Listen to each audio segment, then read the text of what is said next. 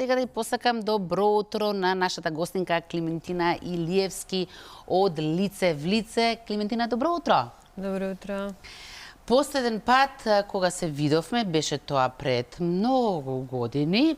Искрено да ви кажам, и јас тогаш не знаев што е Лице в лице и тогаш на некој начин ја запознававте и пошироката јавност. Сега веќе нема кој не знае.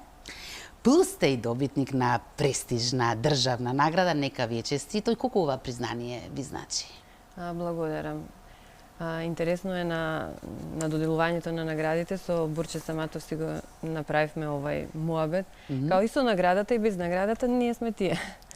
Така да, значи признание секако, меѓутоа многу е поважно на кој начин го храниме, го движиме она што сме го започнале како мисија.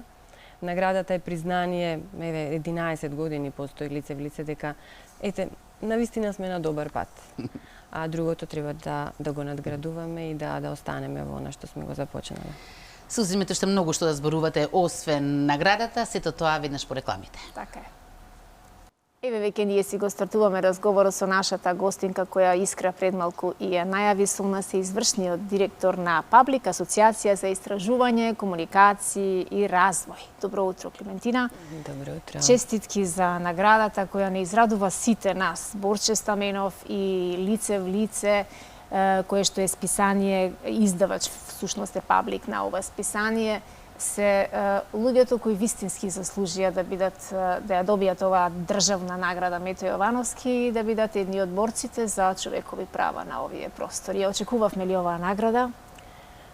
Па веројатно и на некој начин сме очекувале заради тоа што во изминатите 11 години Паблик на вистина и Паблик и Лице в лице, нели медиумот кој што го издава Паблик, активно работи на развојот, на поттикнувањето на човековите права. Она во кое полето во кое што ние најмногу делуваме, пазарот на труд, како лицата кои што се потешко вработливи да го добијат тоа право на работа.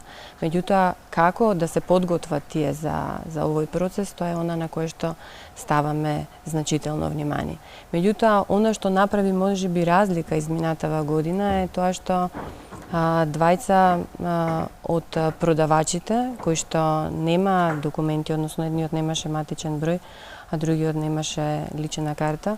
За жал имавме еден немил настан и после она што се случи во текот на изминатава година, се случи и промените во законот за матична евиденција и тоа значи дека не само се отвара еден пат за нашите продавачи, туку и за сите оние што ги викаме фантом лица кои што за жал системот не ги препознаваше.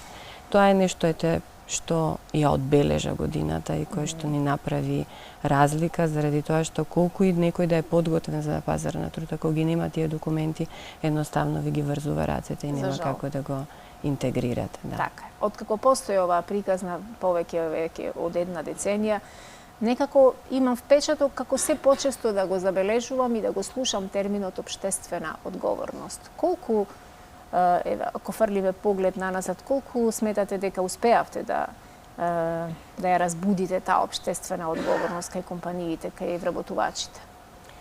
Генерално мислам дека има поместување од периодот кога ние почнавме да работиме до сега. Не само кај работодавачите, туку генерално општеството како да почна да реагира, да се буди. Тоа се забележува и кај медиумите, ако на почетокот се известувало за лицата кои што се ранливи на еден посензационалистички начин, не дека тоа не останало, меѓутоа веќе се гради еден поинаков пристап и тука.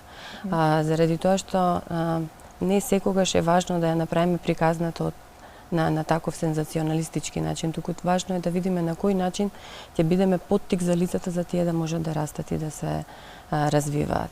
Од друга страна и кај бизнисите постојат и многу други иницијативи кои што ја поттикнуваат таа општествена одговорност, меѓутоа со дел од бизнисите сме партнерувале во однос на креирање содржина, тема на бројот на Лице в лице која што е општествено важна и која што буди едно поинакво однесување кај публиката и за да таа да почне да делува на начин кој што ќе биде корисен за општеството.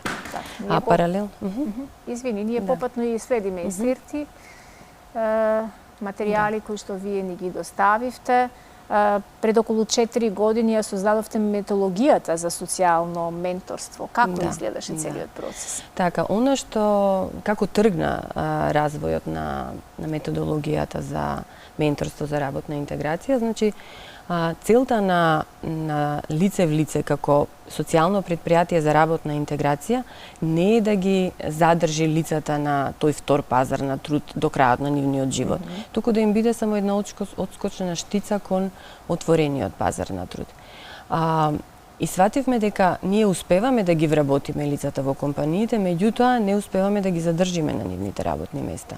И тоа беше поттик да пристапиме кон развојна методологија, која што ќе овозможи една структура следење на лицата кои што сакаме да ги извадиме на пазарот на труд.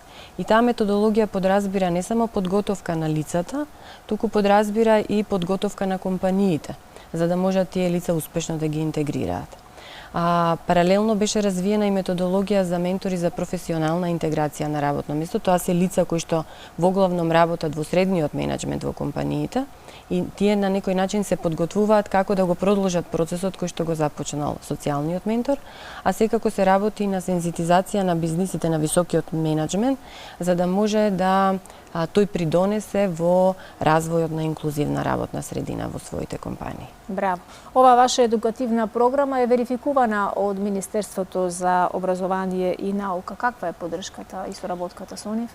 Генерално, значи, тоа ни беше важно да биде верификувана програма, постои тим на едукатори кои што ја спроведува таа програма и она што ми е многу драго е што ова што ние го направивме во Македонија беше препознато и во земјите во регионот и во соработка со нашиот партнер ГИС. Веќе се обучуваат ментори, првата група ментори во Албанија веќе се обучува, имаме интернационална една група што си ја викаме веќе од сите 5 земји во регионот Србија, Босна, Македонија, Албанија и Косово. И од јануари ќе започне обуката на уште 24 ментори кои што ќе бидат од Косово, Босна и Србија. Секоја чест, посакувам многу среќа на сите тие кои што веќе се во текст со обуката. Колку успеавте да ги направите овие лица видливи за нашево секојдневие и како се справувате со стигматизацијата? Мислам дека со самото тоа што веќе продавачите се чувствуваат сигурно кога ќе облечат униформата на лице в лице, заради тоа што се препознати, признати, заради тоа што начинот на кој што делуваат веќе е многу поразличен од тоа како претходно делувале. Тоа веќе покажува дека сме ги извадиле од некаква анонимност, односно не само тоа, туку веќе излегуваат од она улога на жртва. И веќе преку активностите што ги имаат, акциите кои што ги преземаат, на некој начин почнуваат да делуваат поинаку и на своето однесување, а преку однесувањето нели го менуваат и својот идентитет. Значи не се лица кои што бараат и молат за помош, туку се луѓе кои што преземаат контрола врз своите животи и почнуваат да се борат за самите себе си, а не некој друг постојано да биде нивната поддршка. Браво за поддршката која им ја дадовте. Постои недостиг на работна сила во моментов и социјалното менторство е одговор што може да ја реши таа дупка на пазарот кај нас на труд. Во моментов има отворено околу 8.000 работни места, околу 110.000 лица се баратели на работа. Имаме ли сенс, имаме ли доблест да најдеме решение за сите овие лица? Веќе постои потреба да почне да се поврзува она што го имаме како постоечка работна сила. Во моментов, за жал, може да не ја гледаме како потенцијална, заради тоа што на бирото имаме пријавени 110.000 баратели на работа, како што кажавте, имаме 8.000 отворени работни места. Веќе компаниите размислуваат за увоз на работна сила и веќе некои компании веќе работат со лица кои што се дојдени од Бангладеш, од Индија. Да, често пати и гледачите го коментираат тоа. Да, меѓутоа, она во што треба да погледнеме е како да ја активираме оваа работна сила која што ја имаме дома, која што е барател или на работа, тоа се и примателите на социјална помош. Тоа може би овозможува една комфорт зона, примањето на социјалната помош, меѓутоа на долг рок не е добро ниту за лицата кои што ја примаат помошта, ниту пак за државата. Знаеме дека навистина значително се зголеми социјалната помош во изминативе години и тоа представува товар за државата. И она на што се работи во изминатиот период и се надевам дека брзо ќе биде заокружено. Министерството за труд и социјална политика веќе прави промена на законот за социјална заштита, со цел примателите на социјална помош да можат да примаат помошта и понакатака откако лице од нивното семејство ќе биде вработено, со тоа што од формулата ќе биде извадено лицето кое што е веќе излезено на пазар на труд. Ова ќе биде на некој начин и поттик за работодавачите, не само да се случи вработувањето, туку што е тоа што тие ќе го направат од нивна страна, за да можат овие лица кои што со промената на законот ќе почнат да излегуваат на пазарот на труд, да ги задржат и навистина да добијат квалитетна работна сила која што ќе може да придонесува за развојот на компанијата. Браво. Она за што се залагате е и социјалното менторство за жени жртви на насилство. До каде сте? Така, значи ова е адаптирана методологија која што вклучува жени жртви на насилство. Не ми се допаѓа терминов жртви, затоа што за мене тие се борци, херои, а мајте некако сме го прифатиле во секојдневието да го користиме тој термин. Заедно со UN Women беа вклучени во оваа иницијатива 15 жени, од кои што 13 преку социјалното менторство се вработени, 2 од нив дури отворија собствен бизнис, 2 се вработени во институција, а останатите се дел од бизнис секторот. Тие останати 2 од 15, значи беа вработени преку друга програма, меѓутоа менторките работеа со овие 2 жени за да можат да напредуваат на своите работни места и се случи тоа што ни е многу драго. Она што е најважно е дека ниедна од тие жени понатака не се врати кај насилникот и ова ни покажува колку економската независност е важна за да се бориме против овај феномен што ни се случува. Секоја чест, многу храбро и многу амбициозно, искра, нели? За почит вистина, што какви се вашите планови и стратегии за 2024-та? Дали веќе ви е изготвена програмата? Па да, оваа година поеќе ќе се фокусираме значи и на Македонија, меѓутоа и на останативе 4 земји што ги спомнав. Ќе се обучуваат нови групи ментори, како што кажав, и веќе постојат иницијативи. Градот Нови Сад покажува заинтересираност за вклучување, имплементација на социјалното менторство на ниво на град.